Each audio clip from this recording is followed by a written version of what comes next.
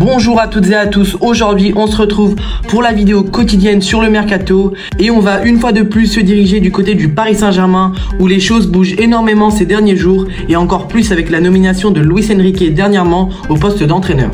Avec cette nomination, le dossier Bernardo Silva est complètement relancé et vous allez voir pourquoi. Mais avant de rentrer dans le vif du sujet, je t'invite à t'abonner pour soutenir la chaîne et surtout à activer la cloche de notification pour ne rien louper des actus chaudes de ce Mercato. Ce n'est pas une surprise, mais Bernardo Silva était déjà la grande attraction du mercato parisien depuis quelques mois. Un dossier qui s'était néanmoins un peu mis en pause ces derniers temps, mais qui devrait être relancé très sérieusement dans les prochains jours avec la nomination de Luis Enrique au poste d'entraîneur. En effet, le tacticien espagnol aurait de grandes ambitions avec le PSG et voudrait mettre en place un jeu très offensif basé sur une grande possession de balle comme il l'avait fait auparavant avec la sélection espagnole.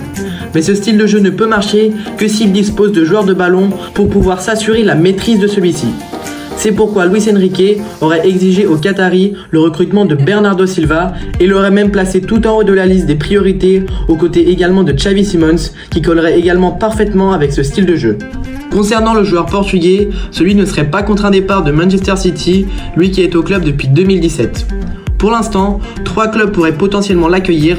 On parle bien évidemment du Paris Saint-Germain, mais aussi du Barça et de l'Arabie Saoudite. Néanmoins, le Portugais a vanté les mérites de la Ligue 1 il y a quelques mois, ce qui laisserait plutôt penser qu'une arrivée au PSG l'intéresserait davantage.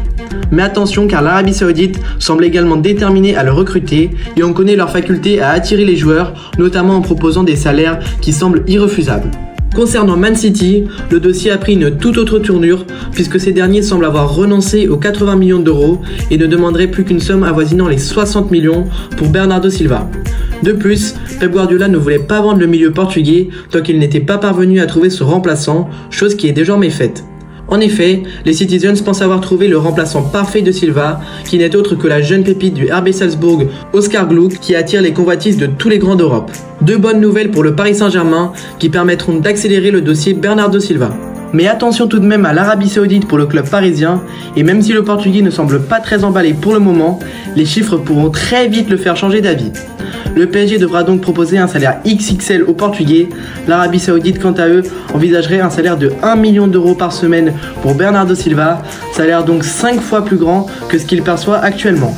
Si on se met du point de vue parisien, il est clair que ce ne sera pas une tâche facile, d'autant que le club n'est en ce moment pas très attractif du fait des nombreux problèmes récents sur le plan sportif, mais également politique. Il est clair que si Bernardo venait à s'engager avec le club de la capitale, ça serait l'un des plus gros coups de ce mercato.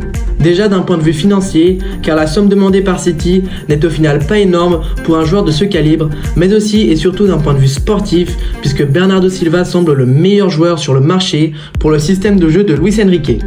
Bref, ce dossier risque de voir son issue dans les prochains jours et on serait tous ravis de le voir revenir dans notre championnat la saison prochaine. S'il venait à s'engager en Arabie Saoudite, il est clair que ça ferait très mal au football européen. Bon, je pense qu'on a fait le tour concernant ce dossier, j'espère que vous y voyez plus clair sur ce dernier. Comme d'habitude, si la vidéo vous a plu, n'hésitez pas à vous abonner, à liker et surtout à activer la cloche des notifications pour ne louper aucune de nos vidéos durant cette période de mercato. Allez, à la prochaine, ciao ciao.